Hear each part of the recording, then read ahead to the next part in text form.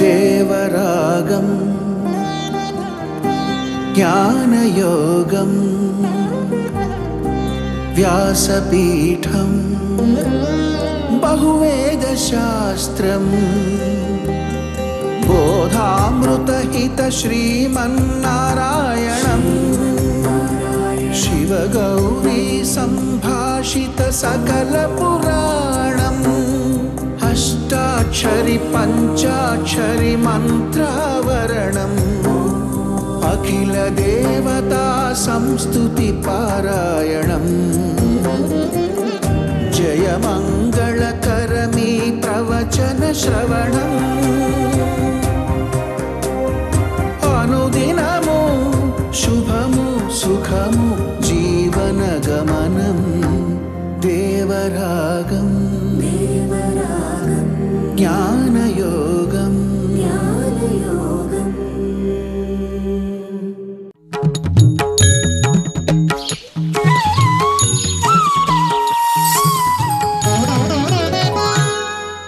ఆపదామపహర్తారం దాతారం సర్వసంపదాం లోకాభిరామం శ్రీరామం భూయో భూయో నమామ్యహం.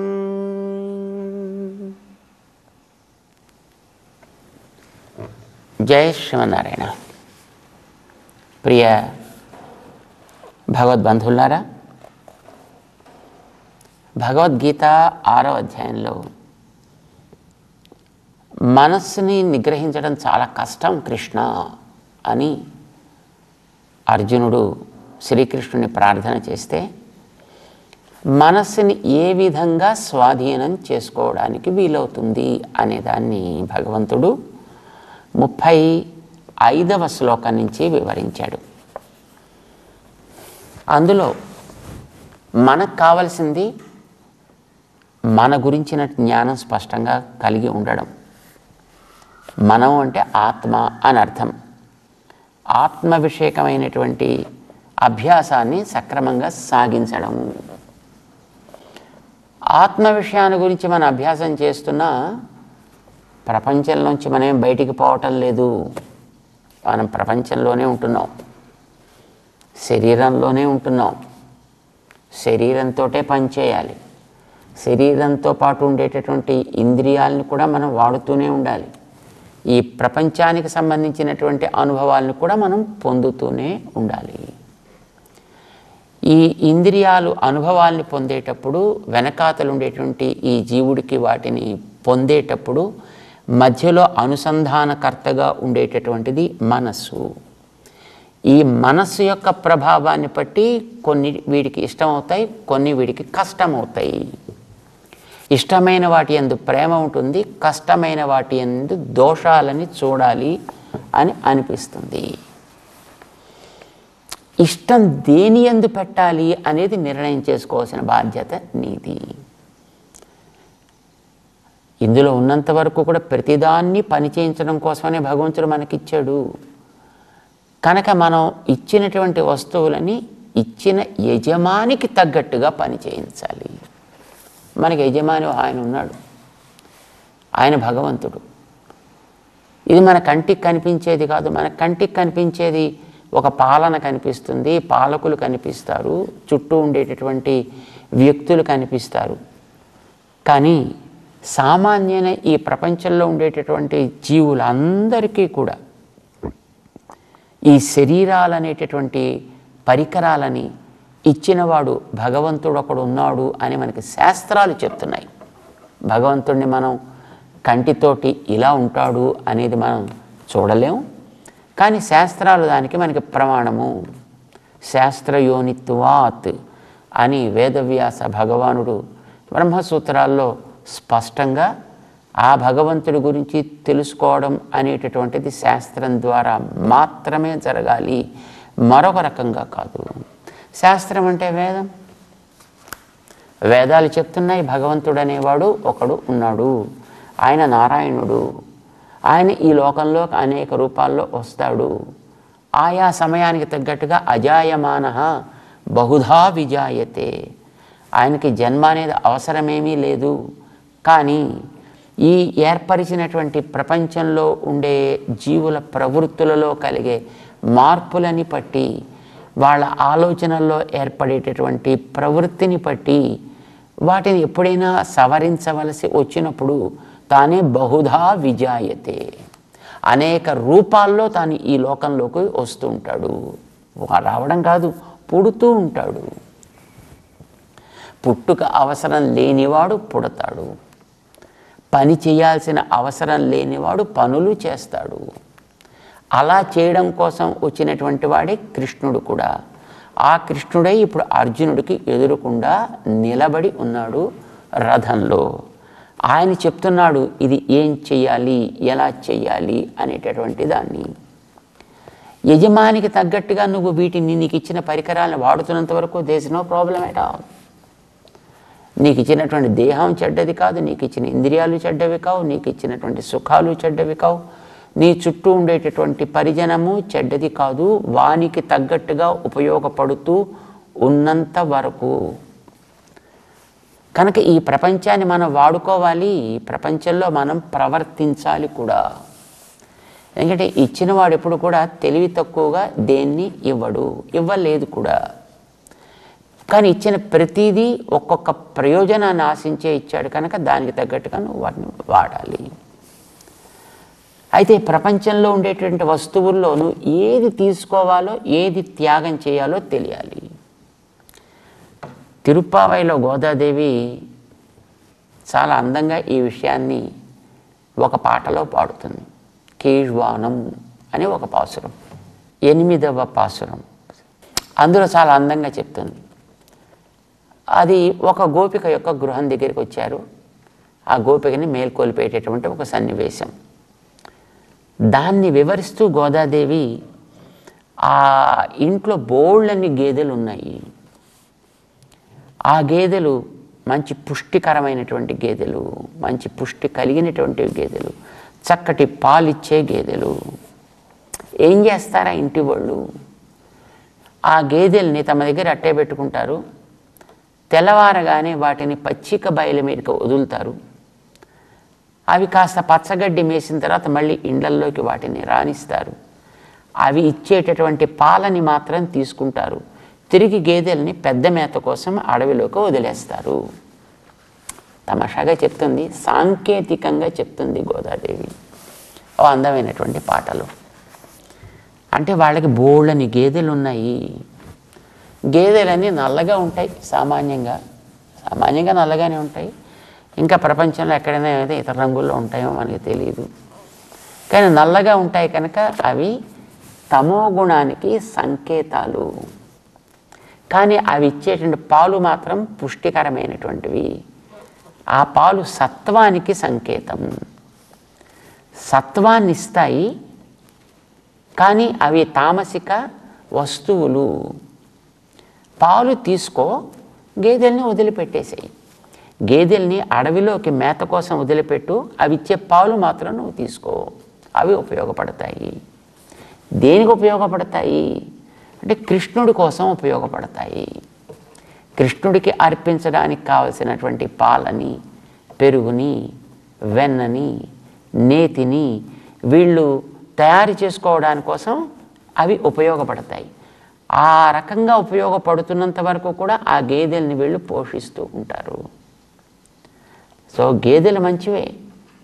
కృష్ణుడి కోసం ఉపయోగపడేటట్టు ఉన్నంత వరకు అవి మంచివి. అవి ఇచ్చే పాలు తీసుకోవాలి, వాటిని తర్వాత మేత కోసం వదిలిపెట్టాలి.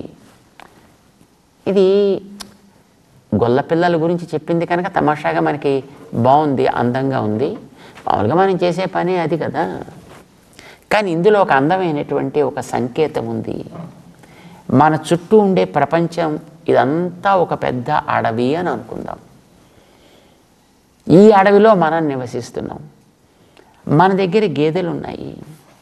గేదెలు మన చుట్టూ ఉండేటటువంటి అనుభవించేటటువంటి భోగ్య వస్తువులు. ఇవి మనకి రకరకాలైనటువంటి ఆనందాన్ని ఇస్తాయి. అవి అనుభవించాలా వద్దా అంటే వస్తువులు అనుభవించాలి, కానీ ఎంతవరకు? అవి పాలిచ్చినంత వరకు అనుభవించాలి. అంటే పాలు ఇచ్చేటప్పుడు పాలని నువ్వు తీసుకోవాలి తప్ప గేదెలు నీకు అవసరం లేదు. గేదెలు నువ్వు పోషిస్తూ ఉండాలి మంచిగా. కృష్ణుడికి ఉపయోగపడే పాలు ఇచ్చినంత వరకు వాటిని పోషించాలి. కానీ అప్పుడు కూడా వాటిని మేత కోసం వదిలిపెట్టాలి అడవిలోకి. ఈ ప్రకృతిలో ఉండేటటువంటి రకరకాలైనటువంటి వస్తువులన్నీ తామస వస్తువులు. అసలు ఈ ప్రకృతే తామస ప్రవృత్తి కలిగినటువంటిది అని అంటారు. ప్రకృతిని భూమి కదా, మన చుట్టూ ఉండే భూమి, భూమి మీద ఉండేటువంటి కొండలు, చెట్లు, పంటలు, తిండి, ఆహారం. సో ఇవన్నీ కూడా ఈ ప్రకృతి సంబంధమైనవి. ఇవన్నీ కూడా తమో గుణాన్ని కలిగినవి. ఇది ఇరుళ్ తరు మా జ్ఞాలం అని అంటారు ఆళ్వార్లు వారి ప్రబంధాల్లో. ఇరుళ్ తరు అజ్ఞానాన్ని ఇచ్చేటటువంటి మా జ్ఞాలం. ఇది ఒక గొప్ప ప్రపంచం. ఇది ప్రకృతి. ఇది ఏమిస్తుంది? అజ్ఞానాన్ని ఇస్తుంది. తమో గుణానికి ప్రతీక ఈ ప్రకృతి తమస్సునిస్తుంది. కానీ అందులో సత్వాన్ని ఇచ్చేటటువంటి యోగ్యత కూడా ఉంది. మనకి తిండి చెడ్డది కాదు, నీరు చెడ్డది కాదు, బట్ట చెడ్డది కాదు, మనం ఏ వస్తువు ప్రపంచంలో చెడ్డది కాదు. దాని ఉపయోగం సవ్యంగా సాగుతున్నంత వరకు ప్రతిదీ మంచిదే కదా. ఏ వస్తువు మనకి దీంట్లో పనికిరాంది అని ఏది పనికిరాందంటూ లేనే లేదు. అయితే దాన్ని మనం మంచికి వాడుతున్నామా, చెడుకి వాడుతున్నామా?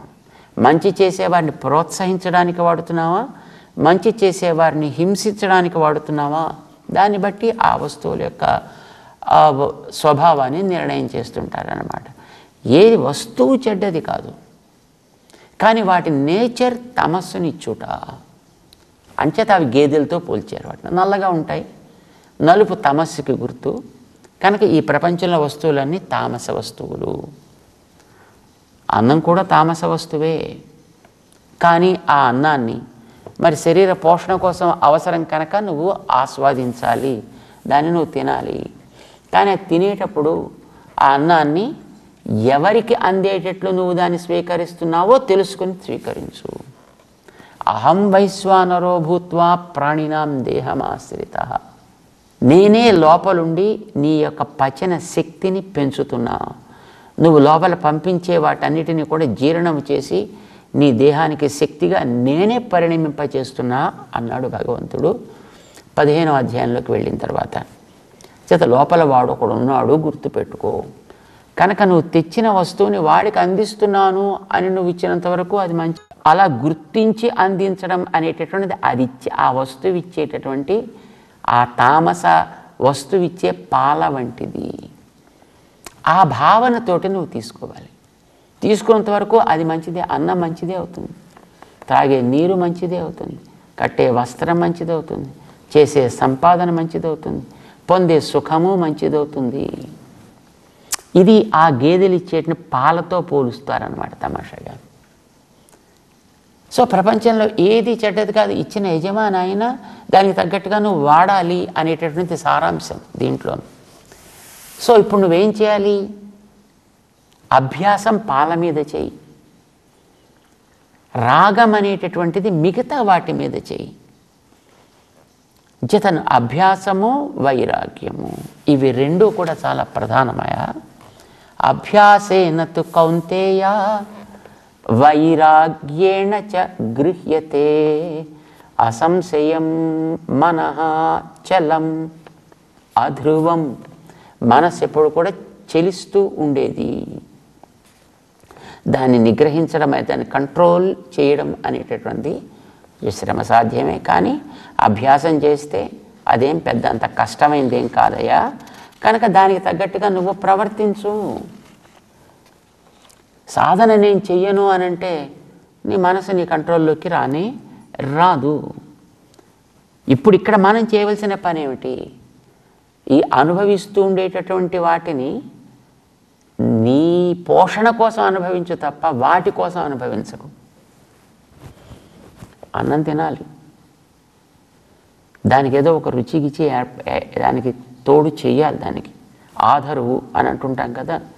దాంట్లో ఒక పచ్చడో, ఒక కూరో, పప్పో, చారో, మరొకటో దాంట్లో కలపాలి, అది తినాలి. తినడానికి అది యోగ్యం కావాలి కనుక దానికి తగ్గట్టుగా వీటిని కలపాలి.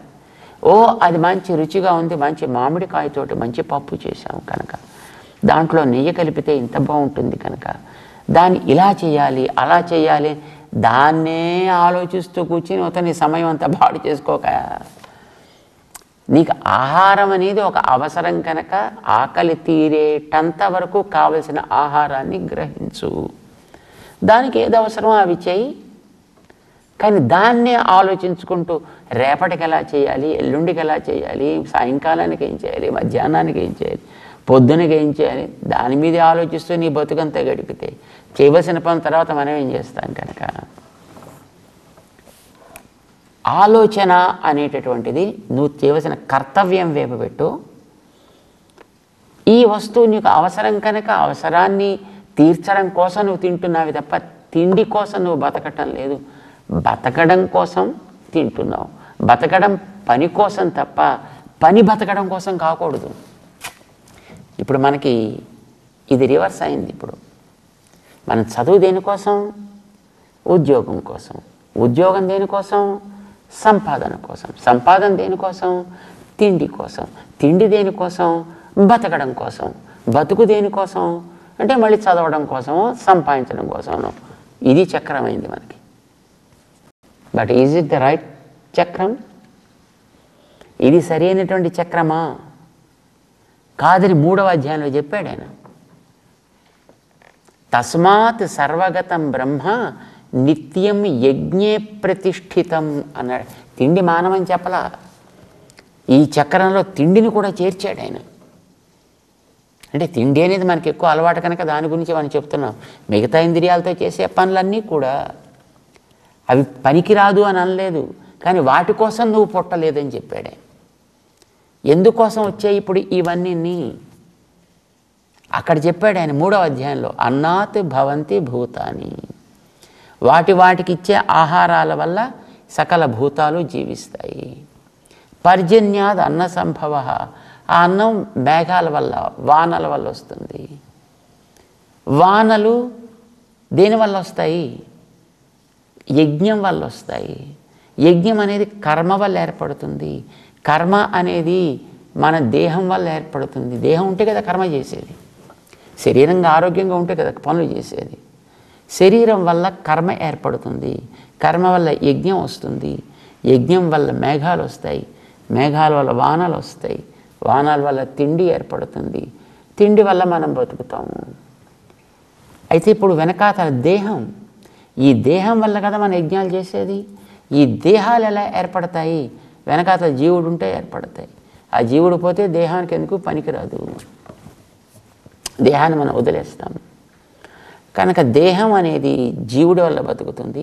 జీవుడు దేహం కలిస్తే అది ఒక భూతం అవుతుంది, ఉన్నది అవుతుంది. అది ఉన్నది అగుచున్నది కూడా. అది exist and also for working. అది ఉంటుంది, పనికి ఉపయోగపడుతుంది. అప్పుడు దానికి భూతము అని అంటాం. మళ్ళీ ఈ భూతాలు అన్నం వల్ల, అన్నం మేఘాల వల్ల, మేఘాలు యజ్ఞం వల్ల, యజ్ఞం కర్మ వల్ల, కర్మ శరీరం వల్ల, శరీరం ఆత్మ వల్ల, శరీరం ఆత్మ కలిస్తే భూతం, మళ్ళీ భూతం అని. ఇది చక్రం అని చెప్పాడు ఆయన. కానీ ఇప్పుడు మన చక్రం మారిపోయింది. మన చక్రం తిరగబడింది. మన చక్రం దేన్ని ప్రధానం చేస్తున్నాం? నేను బతకాలి, బతుకుకి తినాలి, తిండికి సంపాదించాలి, సంపాదన కోసం చదవాలి, చదువు కోసం మళ్ళీ సంపాదించాలి, దాన్ని అనుభవించాలి, అనుభవించే దానివల్ల శరీరం సుఖపడాలి, సుఖం కోసం మళ్ళీ సంపాదించాలి, దానికోసం మళ్ళీ ఉద్యోగం, సద్యోగం. అసలు పర్పస్ పోయింది. అసలు పర్పస్ ఆయన చెప్పింది తస్మాత్ సర్వగతం బ్రహ్మ నిత్యం యజ్ఞే ప్రతిష్ఠితం అన్నాడు ఆయన. తిండి మానమని చెప్పలా, మిగతావేవి మానమని చెప్పలే, కానీ అది యజ్ఞం కోసం తగ్గట్టుగా నువ్వు చేస్తున్నావు లేదో ఆలోచించుకోమని చెప్పాడు. యజ్ఞం అంటే 3వ అధ్యాయంలోనే మళ్ళీ ఆరంభంలో చెప్పాడు ఆయన. సహయజ్ఞై ప్రజా సృష్ట్వా. అసలు ఈ బతుకంతటిని తయారు చేసిందే యజ్ఞమయంగా జీవితాన్ని సాగించడం కోసం. యజ్ఞమయం అంటే ఏమిటి? దేవాన్ భావయత తే దేవా భావయంతు. మీరు దేవతల్ని గౌరవించండి, దేవతలు మిమ్మల్ని గౌరవిస్తారు. అంటే దేవతలంటే ప్రకృతిలో ఉండేటటువంటి మన చుట్టూ బ్రతుక్కి ఆధారమైన శక్తి విశేషాలన్నీ దేవతలే. అమ్మో ఎన్నున్నాయో మనకి తెలియదు. ఏదో పాపం తెలిసిన వాళ్ళు చెప్పారు, మనకి 33 కోట్లు ఉన్నాయండి అన్నారు. మనకి 33 కోట్లు దేవతలు. మనకు అవన్నీ తెలియవండి. ఏం భయం అక్కర్లేదు, ఏం ప్రమాదం లేదు. వాటన్నిటిని మరి మేము ఎట్లా ఆరాధించాలండి, వాటిని ఎట్లా గౌరవించాలండి? వీటన్నిటినీ దేహంగా కలిగినటువంటి ఒక తత్వం ఉంది. 11వ అధ్యాయంలో చూపించాడు దాన్ని. తన విరాట్ రూపాన్ని చూపించుకున్నాడు భగవంతుడు. వీళ్ళంతా నా దేహంలో అంగాలయా. వేదమే ఈ విషయాన్ని స్పష్టంగా చెప్పింది. స ఆత్మా అంగా అన్యన్యా దేవతా. ఈ దేవతల 33 కోట్ల మంది కూడా దేహము. ఆ దేహాన్ని కలిగినవాడు ఆత్మ. ఆ ఆత్మ నేనేనయ్యా. అహమాత్మా గుడాకేశ సర్వభూత ఆశయ స్థిత. ఈ సకల భూతాలని కూడా లోపల ఆత్మగా ఉండి నడిపేవాడిని నేనేనయ్యా. కనుక నన్ను తెలుసుకుంటే మొత్తం అన్నీ తెలిసినట్లే. చూడండి, మనం ఆ వ్యక్తికి ఇష్టమయ్యేటట్టు ప్రవర్తించామనుకోండి, ఆ వ్యక్తిలో తలకి ఇష్టమయ్యేటట్టు, ముక్కుకి ఇష్టమయ్యేటట్టు, మూతికి ఇష్టమయ్యేటట్టు, కాలుకి ఇష్టమయ్యేటట్టు, చేతికి ఇష్టమయ్యేటట్టు మనం వేరే ఏం చేయక్కర్లేదు కదండి. ఆ వ్యక్తికి ఇష్టమయ్యేటట్టు ప్రవర్తించినట్లయితే ఆ వ్యక్తిలో ఉండేటటువంటి సర్వము ఇష్టమవుతుంది. ఆ సర్వము దేహంగా కలిగిన ఆత్మస్వరూపుడు ఆయన. నేనే అని చెప్పాడు భగవంతుడు భగవద్గీతలో. వేదాలు చెప్పాయి ఇదే విషయాన్ని. కనుక ఆయన యజమాని, ఈ మిగతావన్నీ కూడా ఆయనకి చెందినవి. కనుక ఇప్పుడు నువ్వు చేసేటప్పుడు ఆ భావంతో చేయి. అలా చేయగలిగితే దానికి యజ్ఞం అని పేరు. చేత యజ్ఞం అనే దాన్ని మూలాధారం చేసుకుని జీవితం సాగాలే తప్ప బతుకుని సంపాదనని మూలాధారం చేసుకునే జీవితం కాకూడదు. కానీ కౌరవులకి ఆ దృష్టి లేదు. వాళ్ళకి సంపాదన, ఇంకా రాజ్యం కావాలి, ఇంకా సంపాదన కావాలి, ఇంకా సుఖాలు కావాలి. ఈ పాండవులు ఉంటే దానికి అడ్డు, కనుక వీళ్ళని తీసేయి. మరి తప్పు. అందుకోసమని ఏం చేయాలి? ఆ దుష్ట ప్రవృత్తి కలిగిన వాళ్ళని అణచాలి, వాళ్ళని కంట్రోల్ చేయాలి, యుద్ధం చేయాలి. కనుక నువ్వు ఇప్పుడు అభ్యాసం చేయాల్సింది ఏమిటి? నీకు ఇచ్చినటువంటి యజ్ఞమయ జీవితాన్ని గడపడానికి ఏది ఆధారమో దాన్ని నువ్వు అభ్యాసం చేయాలి. ఏదది? సామ్య దృష్టి అని మనకి 29 నుంచి 29, 30, 31, 32 4 శ్లోకాల్లో చెప్పాడు. అన్నీ కనిపించే భూతాల్లో ఆత్మ అనేది ఉంది. అవన్నీ సమానమే. వీటన్నిటిని నడిపేవాడు వెనకాతలు ఉన్నాడు. ఆ వాడే నాలో కూడా ఉన్నాడు. కనుక ఎక్కడ ఎవడికి ఏది సుఖం కలిగినా దుఃఖం కలిగినా దానికి తగ్గట్టుగా తాను స్పందించగలిగిన వాడెవడో వాడు బుద్ధిమంతుడు. 4 శ్లోకాల్లో చెప్పాడు ఈ విషయాలని ఆయన. దీనికి సామ్య దృష్టి అని పేరు పెట్టాడు. సమదృష్టి కావాలి, సమతా దృష్టి కావాలి. ఈ సమతా దృష్టిని ఏర్పరచడం అనేటటువంటిది ఇప్పుడు మనం సాధించాల్సినటువంటి యోగము. ఈ యోగానికి నువ్వు చేయవలసినటువంటిది అభ్యాసము. దానికి ఏవేవి అడ్డొస్తాయో వాటి యందు నీకుండే రుచిని తగ్గించుకొనుట విరాగము. చేత వైరాగ్యేన చ అభ్యాసేన చ గృహ్యతే. ఈ సమతా దృష్టి నీలో ఏర్పడగలుగుతుందయ్యా, కనుక వాటిని ఆరంభం చేయి. దీనికి గతంలో చెప్పాడు ఆయన సాధనాలు ఎలా చేయాలో. ఎటు మనస్సు వెడుతుంటే ఆ వెళ్ళేదాన్ని ఏ విధంగా మళ్ళీ నీ లక్ష్యం వైపు తీసుకురావాలో మనకి గతంలో చెప్పి ఉన్నాడైనా. యతో నిస్సరతి మనః నిశ్చరతి మనః 26వ శ్లోకంలో ఇదే అధ్యాయంలో ఆయన చెప్పాడు. దాన్ని మనం చేయాలి, అది మనం నేర్చుకోవాలి. ప్రయత్నం చేద్దాం. జై శ్రీమన్నారాయణ.